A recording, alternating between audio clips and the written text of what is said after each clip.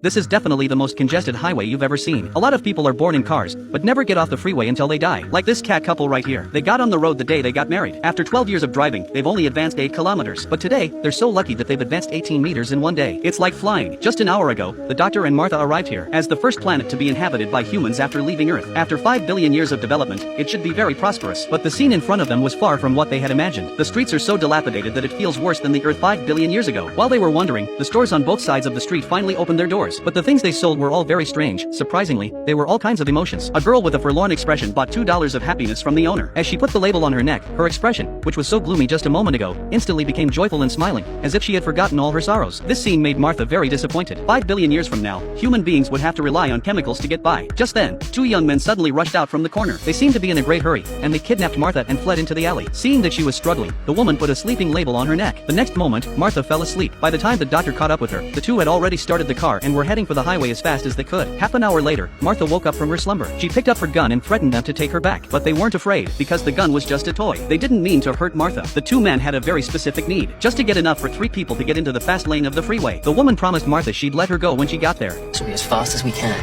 We'll take the motorway to the Brooklyn flyover, and then after that it's going to take a while, because then there's no fast lane, just ordinary roads, but at least it's direct. It's only 10 miles. How long is it going to take? About 6 years? Martha's eyes bugged out at the answer. She looked out the window through the glass. The cars in front of her could not be seen at all. The woman handed Martha a cookie and reassured her not to worry, because with 3 of them, they could go down to the fast lane. Legend has it that they can drive 50 kilometers an hour there. The fast lane wasn't much faster, given the current conditions. What Martha was more worried about was how they were going to survive in this car for the next 6 years.